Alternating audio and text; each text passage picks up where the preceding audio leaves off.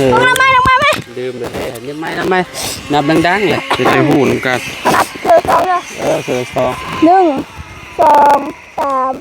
4 5 10กระบอก10นี่1 2 3 4 5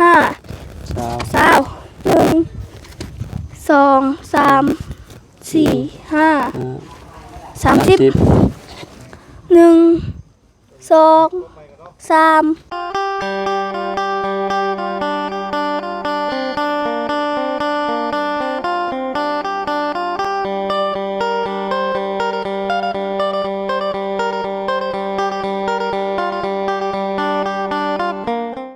ดิพี่น้อยเนาะอ๋อเลิกแล้วเนาะตั้งบ่าวมีพี่น้องโอ้ยย่างโซเซมาเลยเราก็ได้เนาะสบายดีเด้อเมื่อยบ่เมื่อยบ่แพ้เข่าบ่แพ้โอ้ก็เจ้าหลายคนเนาะเขาหลายคน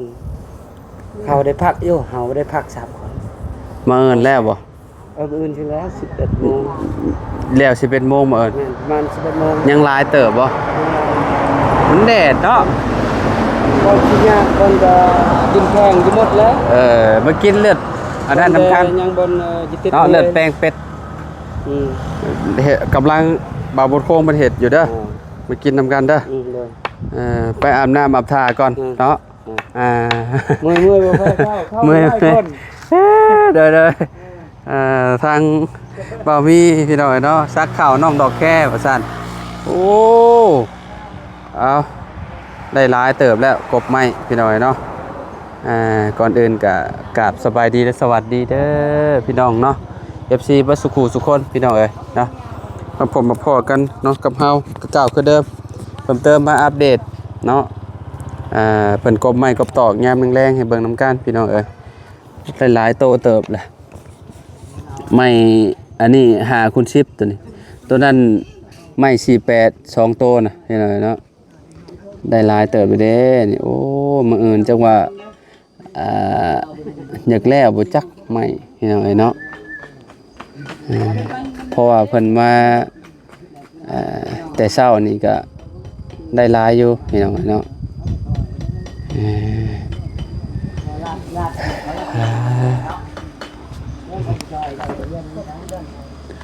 งามไม่เวลาเราแหละโอเคเลยพี่น้องเนาะมีแต่ลำงามๆเนาะมีแต่โตซื่อๆก็ว่าลำพี่น้องเนาะ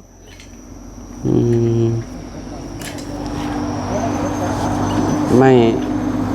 อันนี้เบิ่ง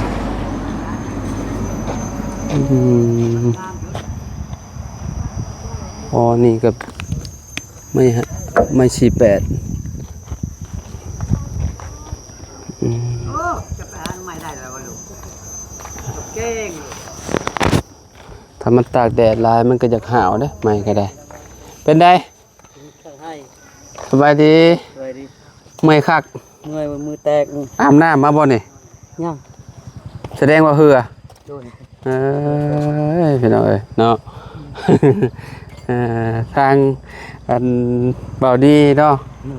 มือแตกมือต้องใส่ทงมือเขาว่าเนาะเพราะมือแบบโพงมาเลยเด้พี่น้องนี่มือเพิ่นป้าแดงครึ่งเลยดินมันแข็งเขาว่าบ่เฮาสักค่อยกับมันบ่เขาต้องกดเฮงๆเนาะแม่นในดินมันแข็งขนาดฝนตกก็มันนั่นพี่น้องเอ้ยเนาะมันแข็งอีหลีรอเป็นดินมีมะกะฮีนนำเนาะใส่ละมา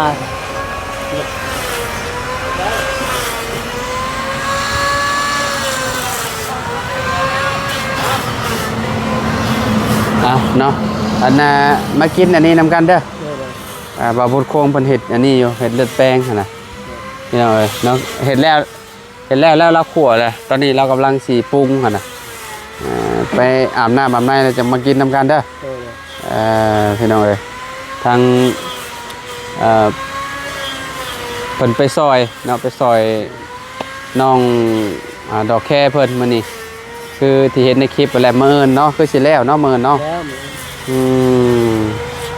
มื้อนี้ก็คือว่าอ่ะเนาะไปพี่น้องเอ้ยเนาะไปเป็นอาหารได้สมพรก่อนเนาะ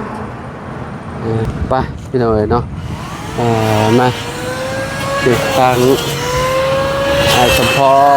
รไอ้จันเนาะสบายดี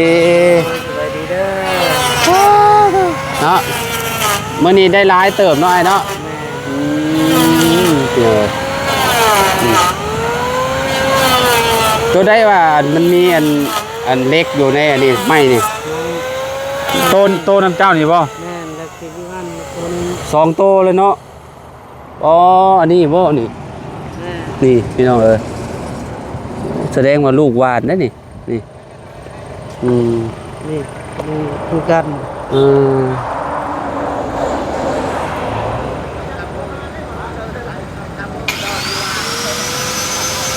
เนาะ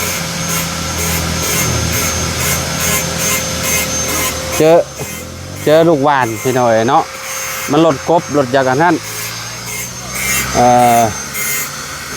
บาดตลอดอันน่ะใบกบพี่น้อยเนาะโอ้ยพี่น้อยเด็กกระมองนี้บ่ว่ามีหลายจุดเติบ แต่แม่นมันแล้วทาเป็นดำๆนี่ วันนี้ก็แม่นนี่เด้นี่ แต่มันบ่อยู่บนนี้ โอ้พี่น้องเอ้ยเนาะ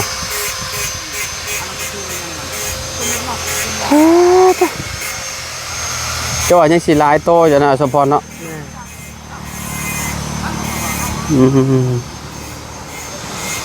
คุณพิษนี่ประมาณยัง10ปลายหรือชาวนี่แหละ เช้านี่กบเบิดได้จักโตแหละ 40ปลายแหละ ฮะ 40ปลายแหละ ได้40กว่าแหละ แม่ เพราะว่าเขาสั่งมา80เนาะไม่อัน5คูณ10นะ 80เลยบ่ แม่น80โต 80ยัง30ปลาย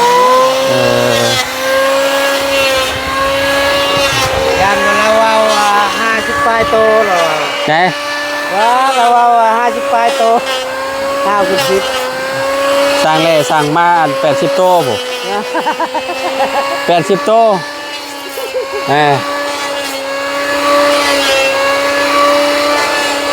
ครบเต็มที่นะมาเอินก็ได้เนาะพี่น้อยขากโยไม้สุดนี่เนี่ยมันบ่ค่อยงอบันไดมันเป็นไม้ไม้พี่น้อยเนาะ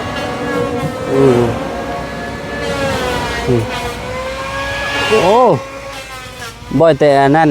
ปวกลายเด้ออยู่นี่คือยืนแล้วสิปลาไว้ลายมือพี่น้องเอ้ยนี่ขึ้นมาเต็มเลยอ๋อ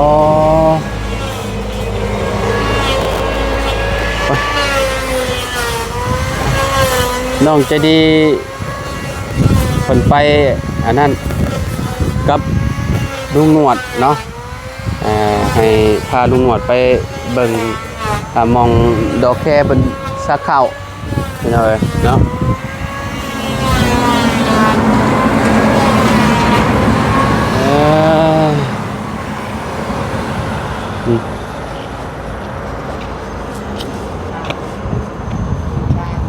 แม่เพิ่นก็ไปซอยเด้แม่เพิ่นก็ไปซอยอันนั้นพี่น้องเอ้ยไปซอยน้องดอกแค่เนาะมื้อนี้ไปหลายคนอยู่เนาะเพิ่นไปซอยกันเนาะเป็นวานกันเนาะ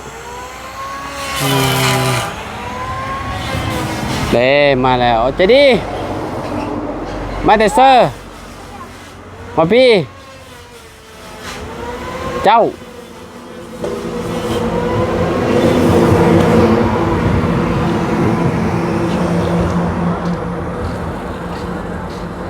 น้องมาแล้วพี่น้องเนาะสบายดีน้องใจดี เขาอยากพูด ฮะ เขาอยากพูดลุงนะลุงนวดตก ลุงหนวดตกใช่ เขาอยากเบิ่งคลิป คลิปอยู่บ่อไรนะใครได้บ่อไรมานะปลาตำลังนะบูตอนอะไร บ่เรากิ่งลงเลยบ่ บ่เห็นเฮานะใครนะเฮายังจับเชือกเราบ่ได้จับเชือกเห็น แล้วลงในภูเหรอว่ามอง ลง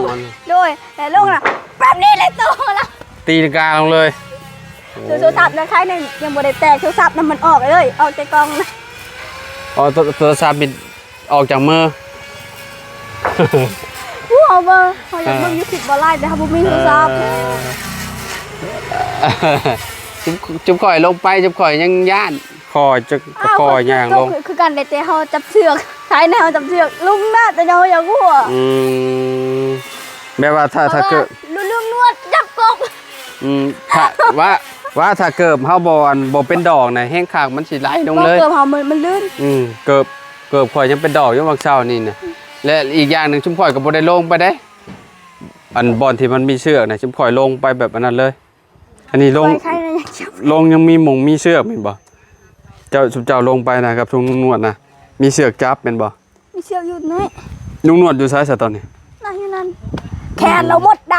ำ บ่ ตอนนี้มัน บาดบ่เลยบ่ได้ใช้แม่เจ้าเรามาแล้วบ่ผมบ่เห็น นั่นอยู่นั่นยังซักจังหน่อยเราใช่ไหม ฮะ นั่นอยู่นั่นจังหน่อยเรามา นั่งเช้าเมื่อยโอ้ยพี่น้องเอ้ยเราเจ็บโตลุงนวดเราก็ได้ โอ้คิดว่ารถพอต้องเลี้ยงหายตายก่อย ฮะ ว่าคิดว่ารถพอต้องเลี้ยงหาย เนี่ยเจ้าจอดไว้อยู่หั่น ด้วย เป็นหยังคือบ่เอามาจอดอยู่ข้างใน รถเรือบุญในจอดวันนี้ อ้าวเผาโรงงานบ่สบายดีน้องสุกี้พี่น้องเอ้ยเนาะเพราะว่าเบาดีแล้วก็เมียมาซอยน้องดอกแคเบ่เลยแม่น้องใจดีมื้อนี้นะแล้วก็เบามีแล้วก็เอ้ยน้องดอกแคเนาะหลานแล้วก็แม่ตู้พี่น้องเอ้ยเนาะเพิ่นไปซักข้าวมื้อนี้ซอยกันเบ่เลยมื้อนี้ก็ค่อนข้างสิแบบมันแดดเมื่อยพอสมควรพี่น้องผู้ชาย3คนผู้หญิงน่ะ8คนเวลาซักเข่าเวลาเมื่อยแล้วก็พักผ่อนพี่น้องเนาะเบิ่งมือพอน้องเลี้ยงบ่ไปแต่เอามือเราแตกบ่เลยมือเราแดงบ่เลยพี่น้องเอ้ยเนาะเพราะว่าดินมันแข็งเนาะ แล้วกับบ่มีอันนั้นบ่มีเหล็กเนี่ย เป็นแบบหัวซักน่ะเป็นไม้เนาะของซุมบ่มีเป็นหัวเล็กเด้พี่น้องซักมันก็สิลงแน่มันก็ของลาวนี่ต้องใส่แฮงกดดีหรอ มันก็ง่ายอยู่แต่ของพอต้องเลี้ยงมันยาก แม่นเวลาเฮาซักลงน่ะมันแบบมาเจอดินแข็งเลยก็มันก็ลงยากเนาะยากก็เลยได้พี่น้องเอ้ยเนาะ มันเมื่อยไว้ เมื่อยไว้เบิ่งสภาพมือเรามื้อนี้น่ะบ่ไปแต่เอาเลยมันแตกมื้ออื่นก็ใครแน่แต่มันของเราบ่หลายปานใดแล้วไวอยู่เนาะพี่น้องเอ้ยเนาะค่อนข้างสิเนาะเฮ็ดให้เฮ็ดสวนนี่ถ้าไผบ่เก่งอันนี้โอ้ยยากแหละพี่น้องเอ้ยเนาะเจ้านี้อดเอาได้เด้อเนาะเฮ็ดเฮือนเฮ็ดชานเด้ได้ก็นี่แหละสู้ๆเนาะมีเฮือนอยู่หลังงามๆพี่น้องเอ้ยกบไม้ก็ได้หลายเติบเลยเด้ประมาณลองนับเบิ่งก่อนจะดีเมื่อกี้นี่ข่อยเบิ่งแล้วข่อยบ่ได้อันนั้นข่อยบ่ได้นับเบิ่งว่าได้จักโตแล้วไม่เพราะว่าสร้างไม้มา80เด้สร้างไม้มา80โตว่าก็เจ้ากบได้ นั่นนั่นน่ะบ่ บ่นับแต่ตัวนี้เราได้เท่าใดแล้ว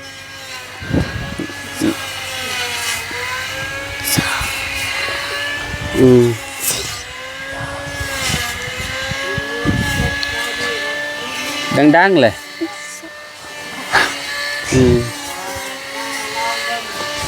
เ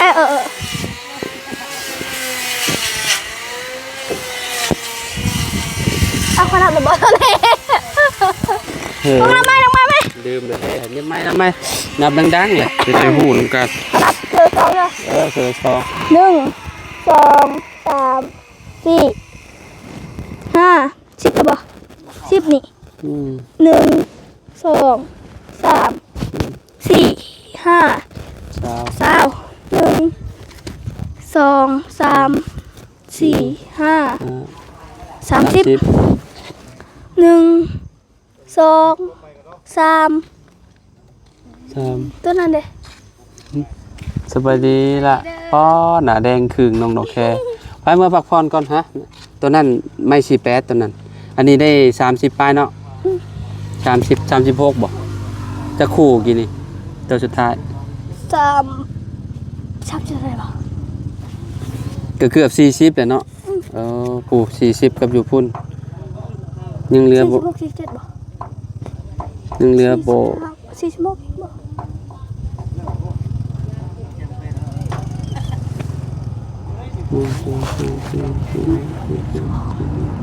นับแล้วนับอีกใจดีเอ้ยลง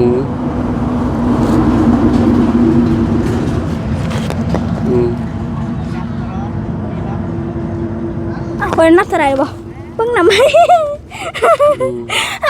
ตลอดความจำบ่ดี 1 2 3 4 5 10 1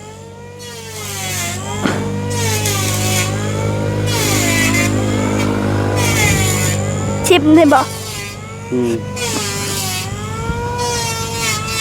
ชิป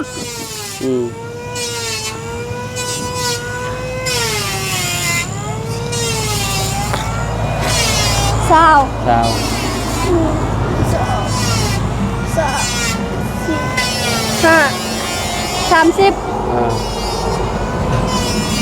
36 ฮะ 36ถึกบ่ 36โตบ่ ตัวนี้ค่อยนับได้บ่ จักแหละประมาณ30ป้ายนะประมาณนั่นแหละ40ไปแหละเพราะว่ามันสลับซับซ้อนกันอยู่ในนี้นะไอ้ชมพรเราเว้าอยู่ประมาณ40แล้ว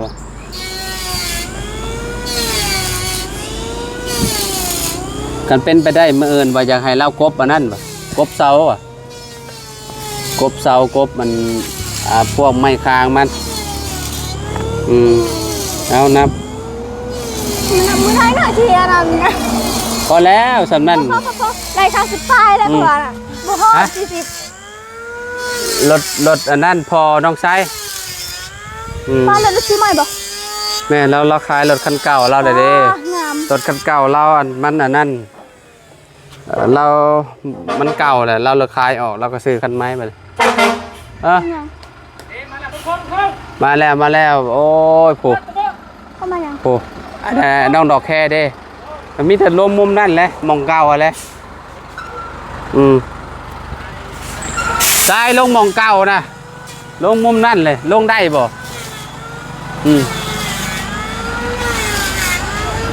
เอายังอยู่นั่น ฮะว่าซ้ายกับหินน้องดอกแค่พี่น้องเอ้ยเนาะปูถอยลงนี่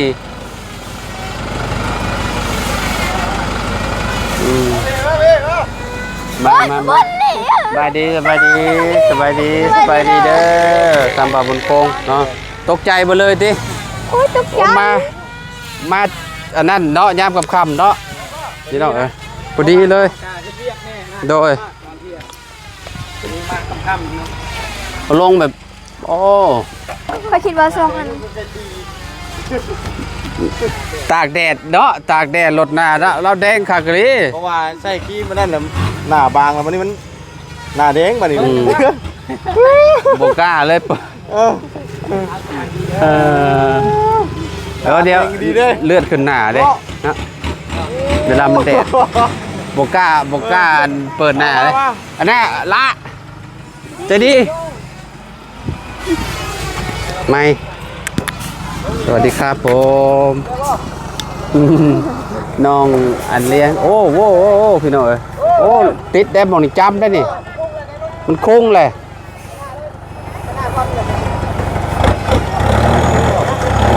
โอ้ได้อยู่เลย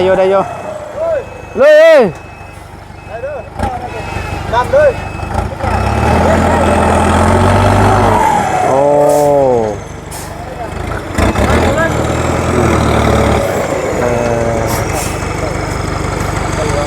ก็คันนี้เทลงนี่เนาะพอดีเลย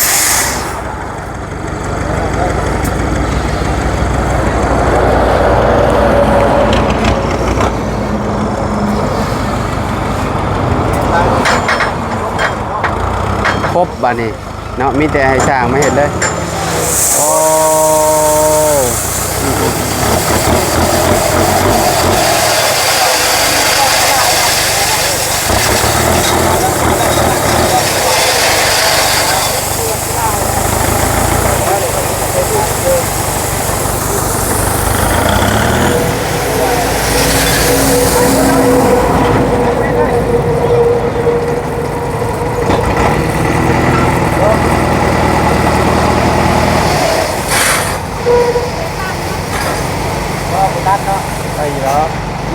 ตันก็จะเป็นแล้วนี่ไม่ใช่บ่ได้แหละอ้วนบ่ได้ มันอวยบ่ได้เลยโคตร ราคาน้ำยากเนาะ มันยากเด้มันค่อยแห้งเด้ นี่แท้ลงมาได้ ดีแต่ยังลงมาได้นะจบบานนี่ เฮ้ยล่ะ เราอยากอายหน้าเราแดงเออทรายนี่ทรายน้ำเซอืม ตายเลยเนาะจากนี้นี่มันก่อนทั่วลายต้องก่อนปะ อย่างละ2เบาะรวมกันเลย อันนี้2อันนี้2อันนี้1 ก่อนลาย4ได้ลายเป็นยางละ2บ่ อันนี้1เบาะอืม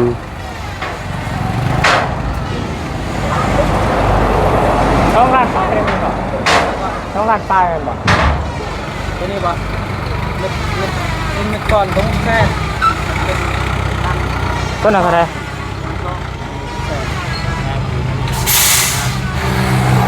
รวมกันเบิดนี่เท่าไหร่ล้านชอง โมเมนต์แล้วว่าโมเมนต์ยางละ2มันก่อนบ่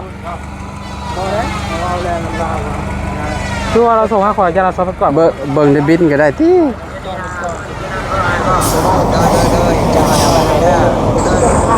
ทางมึงน่ะเราสิเอาบ่แห่ชายกันน่ะแต่ทางเพิ่นนี่นะ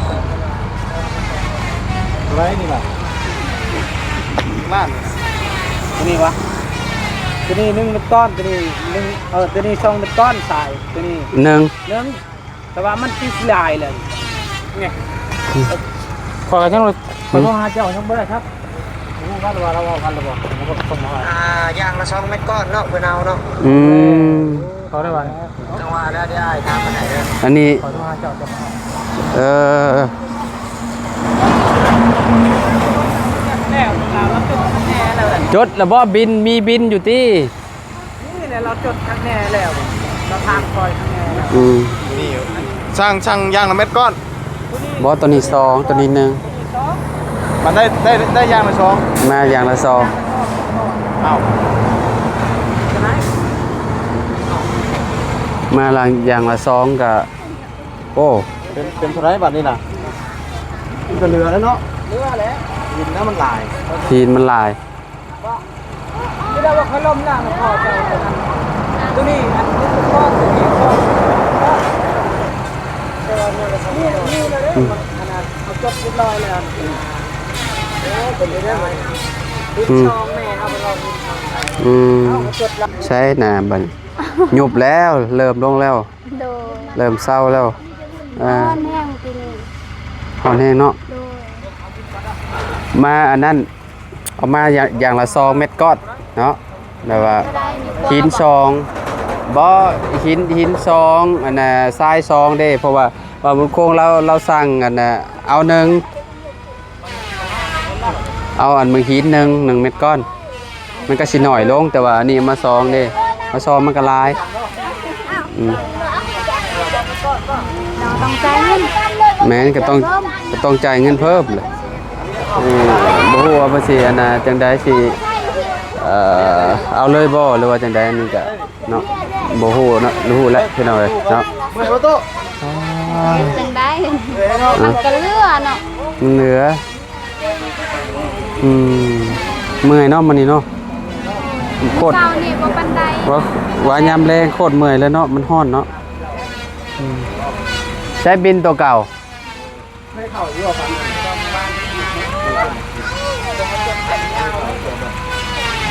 อืม เราบ่โทรไป โทรหาส่งหาบ่าวบุญ แล้วบ่บุญต้อน อืมบ่บุญคง ใช่ ใช่เนาะ ใช้บินตัวใด 428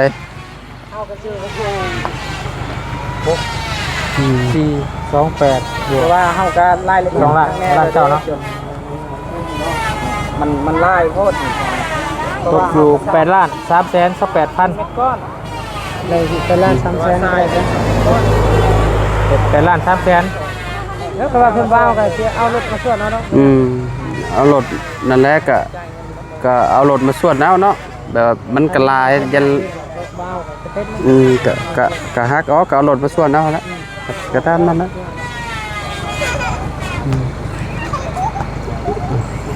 แต่ละคนเราเป็น ไป คนละใจเนาะ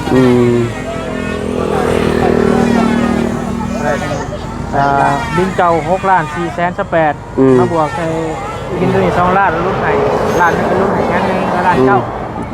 บวกกันกัน8ล้าน3แสน18,000รุ่นไหนก็8,000เลยอีก3ล้านเหลือ8ล้าน3แสน รวมเบิด 8ล้าน3แสนรุ่นไหนจัก2แสนไป โยมแต่ว่านั่นยากแล้วเขาจะเอาหลุดมา เราสิเอารถมาตักเอาคืน ได้ แล้ว เอาจะได้แบบว่าได้ช่องเม็ดก้อนนะ ยังได้เม็ดก้อนก็เราก็มาตักเอาแหละบ่ยากเนาะ โอเคมีแต่ลบเอาตัวนึงเม็ดก้อนนะเพราะว่ามันลายโอเคเพราะว่าเขาลงรายละเอียดเลยน้ำพอ เอาคืนเราสิเอารถมาตักเอา1เม็ดก้อนฮีดแม่น เราคิดว่าไฟนี่เขาตั้งเอาเม็ดก้อนบอก แม่นเอา1 ตั้งแบบได้บ่ ก็แบ่งออกนี่แหละนี่เราสิเอารถน้อยเราหั่นแหละมาเดี๋ยวมาตักเอาคนงานมาตักเอา เราตักขึ้นเลยตอนนี้ใจเขาจะไม่ยากแล้วมันลายตัว แม่นยันมันเรือเด้แม่นความว่าคงอยู่ดอกอันนี้แหละเราก็บ่ยากเจ้าของรถก็ได้เนาะพ่อแม่พี่น้องเอ้ยเนาะจังได๋ก็อยู่ดีมีแฮงบ่สุขทุกคนพ่อแม่พี่น้องเอ้ยมื้อนี้ก็มาอัปเดตเนาะให้ FC เบิ่งนำกันพ่อแม่พี่น้องเอ้ยเนาะทางเฮือนน้องใจดีเนาะทางซ่าเพิ่นกบไม้ได้หลายเติบแล้ว30-40 โตแล้วล่ะพี่น้องเอ้ยเนาะพ่อๆกันคลิปไหนเด้อเนาะสำหรับคลิปนี้ขอโตวลำบากแล้วพ่อแม่พี่น้องเอ้ยเนาะสบายดีพอกันใหม่พี่น้องเนาะ